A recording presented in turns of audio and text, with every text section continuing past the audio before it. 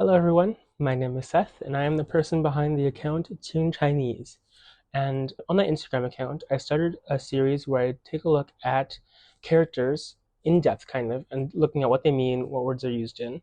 But for the sake of like minimalism and making sure that your screen isn't too crowded, I did have to leave out some information that you might not know otherwise. You might not have learned so much. So in this video, I wanted to go over those posts, starting with the first one about the character Yuan.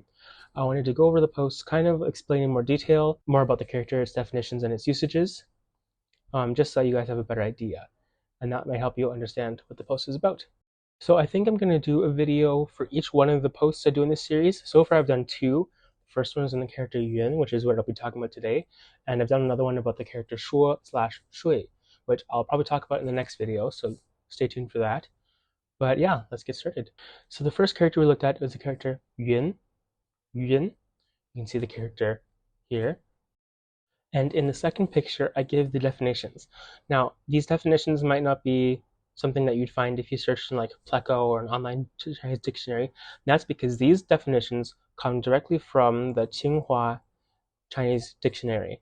I've just translated them to English because my belief is that as soon as you can, possibly, definitely start using a Chinese monolingual dictionary because the definitions are going to be much more precise and they'll give you a better understanding of the words as opposed to just learning the English translation because no two words in Chinese and English are going to be exactly equivalent. So that's what I've done here. So I've taken the definitions that are given in the Chinese monolingual dictionary and I've translated them into English so you guys can read them. So let's go over those. Okay, so the first definition that's in the dictionary is to say. Now this is a bit of a rare usage. It comes from classical Chinese, which was used like 1,000 years ago, mostly. So this one is the one that you won't see very much at beginner intermediate stages, one that you'll want to know in advance, but we'll talk more about that in a second. That comes in the third picture. The second definition is a classical Chinese particle used at the start, middle, end of a sentence. That one again has to do with classical Chinese, like old style Chinese. So that one again is advanced. I can't even say that I've encountered it too much in my own personal learning journey. So that one you can kind of disregard, especially if you're in the beginning intermediate phases. And then the last one is this one's a bit scientific. A collection of microscopic water droplets or crystals floating in the sky. Now that basically is the definition of a cloud. Like if you were to look up a cloud in an English dictionary, that's probably something that you get. So basically, that one is pretty safe to say. Yuan, this definition of yuan, and the English word cloud are pretty much exactly equivalent. So now in the third picture, I have put the three different definitions of yuan, the character by itself, as well as some other words that you'd see this character in. And I kind of like rated them based on how advanced these words are. So basically, depending on what level you're at, you can learn these new words. So if you're like a beginner level, basically pay attention to just the very bottom words. Those are the ones you want to learn first. And then if you're an intermediate or advanced learner, I would work on learning the words that are higher up on the chart. So let's go from top to bottom, looking at each of these words and what they mean. So the very, very bottom one is the third definition of yuan, which is this cloud. So that's a very good one if you're a beginner. The word yuan means cloud. Yuan, yuan. Okay, and then the next two words that are at the very bottom are the one that's slightly lower is 多云, 多云. This just means cloudy, as in the weather's cloudy. So you could say something like 今天天气多云 means that the weather today is cloudy. The next word slightly above that one is 云朵, 云朵. This one is another word that means clouds, but there's a couple things that are different about this one. This one, it has two characters, which is very important in Chinese because Chinese love to pair characters together in a sentence. So sometimes you'll see 云朵, sometimes you'll just say 云 by itself. They're very close to the same meaning, but 云朵also means like a tuft of a cloud, like flaky clouds. So it's slightly different, but it basically means cloud again. Moving up the ladder, we have 乌云, 乌云. This means dark clouds, the kind of clouds you see before, like during a storm, like they're very dark. And this has to do with the character wu. Wu is a character that means dark or black. So 乌云literally means dark clouds in Chinese. This one's a bit more advanced. I would expect this one you'd learn like HSK 4 maybe. I'm not exactly sure. But this one's a little bit higher up there, but it's still a good one to know at intermediate phase. Next in the list, we have 浮云. 浮云. 浮, this character means like to float. So this word literally means floating clouds. Now, it can just mean like literally floating clouds, but generally this word is used as like an analogy, meaning things that like are very unimportant or that change a lot. So it's usually used more in its metaphorical sense and not as much in its literal sense. But the characters by themselves literally mean float to cloud. Next on the list, we have 云彩. 云彩. This one means clouds, like just general. The reason it's a little bit up there is because it's a bit of a more colloquial term. It's not one that you'll see in like your textbooks as much. It's one that's a little bit more oral. But its meaning is very simple. It's just that its usage is not that common. You'll hear yun or yunduo before you hear yun cai. So that's why that's on there. And cai, the second character is a bit interesting because usually it's pronounced as cai, third tone, which means like colorful. But in this case, it doesn't actually have that meaning. Yun cai just means clouds, just in general, not like pretty clouds or anything like that. There's a different word that we'll cover next. It just means clouds. So in this stage, we're getting to more of the advanced terms. These ones are a bit more specific or more metaphorical.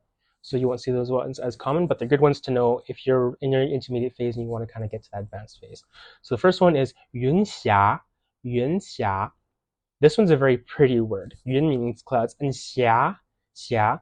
This describes the kind of like color of a sunset. Like, you know, like when you watch a sunset and you see the pretty orange and pink clouds, like the light reflecting off the clouds. That's what xia is, the like sunset glow. So 云xia means like the sunset reflecting off the clouds, like that very pretty scene. So in very like beautiful names of places and so on, you'll see xia, this character, because it's a very pretty character. So 云xia is a very good one if you want to describe a very beautiful sunset scene. Okay, and then for the most advanced word on this picture is 云集. This one is very metaphorical, the meaning of yun, because personally, I think it does have to do with clouds, but not in the literal sense. Yunji means like to crowd around something. Like, for example, tourists might crowd around some like particular site or whatever. That'd be yunji, like a bunch of people. And I think you can, because ji means like to collect or to gather. So you can kind of think of it as like clouds gathering in the sky. Like sometimes there's like a whole bunch of them together. Like you can think of people being like that. So that's what yunji means, like to gather together around something. Okay, and then we have the last two definitions of yun by itself. The first one, yun, meaning to say. This one is actually like, especially if you get into like classical Chinese, like if you're looking at the Analects of Confucius or like anything in that kind of age, you'll see this character quite a bit. Like you'll say so and so yun, which means like so and so says. And sometimes you'll also see this in like academic works or very formal situations. You could say 有人云, someone says this, or like 诗人云, the poets say, or a poet says. So it's a very literary, very formal way to say, which is not used too commonly, but if you're getting into the more advanced text, you will see it. And then last but not least, the second definition of yun, which is the particle. Now I put this at the top because I personally have not seen this usage all that much, because this one is just going to be used in classical Chinese, not in any modern context. And I also don't think it has any meaning. Sometimes particles in Chinese are put there just to help up the syllable count or to indicate like what the subject of a sentence is. So that'd be my guess. I'm actually not 100% sure how this is used. And I feel like because the dictionary didn't give a definite way it was used, I'm thinking it could be debatable. But yeah, this one basically, unless you're going to be studying lots of classical Chinese, I wouldn't worry about this definition. It's very rarely used and not in any modern context. Okay, now that we've gone through all those words, we're going to take a look at the very last photo that I posted, which has some example sentences. And they are in order of easiest to most advanced. So first we have 今天天气多云. This means the weather is cloudy today. I did mention this example sentence before. So yes, the weather is cloudy today. 今天天气多云. Next we have 天上的云朵真漂亮。天上的云朵真漂亮. This means the clouds in the sky are beautiful, are really pretty. 天上的云朵真漂亮. Okay, that one is probably more like an HSK 2-3 sentence.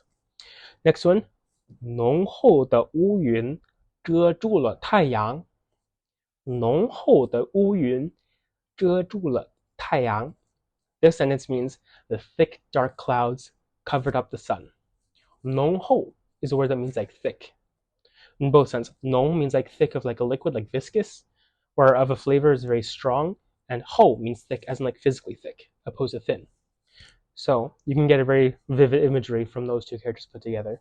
And then 乌云 we know means dark clouds. 遮 means to cover. 遮住了 means like you completely covered. And then 太阳 means sun.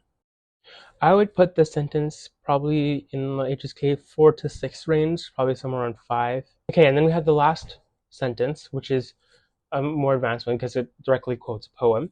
诗人云：世事浮云，何足问？不如高卧且加餐。Here, the word 浮云 is being used as a metaphor. Basically, the poet is saying the things of the world are like floating clouds. They change so much. They're gone. They're here and they're gone. It's not worth worrying about. When ask, like not worrying, like asking about. Instead, it's better to go in a high place and make sure your body is healthy and you have enough to eat. Basically, this is what the poem means. So that's why Fu Yun is used here, meaning just like that nothing is really worth anything. Everything is vain. Why don't you just like live a down-to-earth lifestyle that you know is going to be good to go? But yeah, so here is an example of where you would see the character Yun used in a modern sense. Now this would still be very literary. You wouldn't hear someone say this in a casual conversation. You'd probably read this in like a text, like in maybe like a novel or something like that, like where they want to use very like formal or very like vivid vocabulary, or like just very vocabulary in general. You probably see this, and especially when you're talking about ancient texts like ancient Chinese poetry, yuan is used quite frequently. Okay, so that is my video on the character Yun. Hope that helped clear some questions up for you, made things make a little more sense. If you have any questions, you're welcome to leave a comment here or on that post on Instagram. Again, I want to do another video like this for the other post I did about the character Shuo, so you can look forward to that in the future. But for now, we'll see you in the next video. Bye.